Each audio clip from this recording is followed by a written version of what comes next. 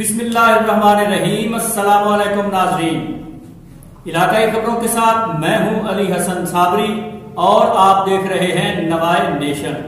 افسوسناک خبر شامل کرتے ہیں فیصل آباد سے، جہاں گٹی پھاٹک کے قریب پرائیویٹ آئل ڈپو میں آگ لگ گئی۔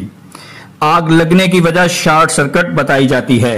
پرائیویٹ ڈپو میں تیل سپلائی کے ٹینکرز، تیل کے ڈرمز اور زیر زمین تیل کا بڑا ذخیرہ تھا۔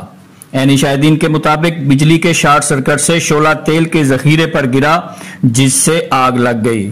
ریسکیو 112 نے 1 گھنٹے کی جدوجہد سے کیمیکل پھینک کر آگ پر قابو پا لیا۔ آئل ڈپو آل پاکستان ایسوسی ایشن کے چیئرمین شرفات خٹک اور ان کے دیگر عزیزوں کی ملکیت بتایا جا رہا ہے۔ آگ لگنے سے ابتدائی طور پر لاکھوں روپے کا کیش، مختلف اقسام کا سینکڑوں لیٹر تیل جل کر راکھ، تاہم نقصان کا حتمی تخمینہ لگایا جا رہا ہے۔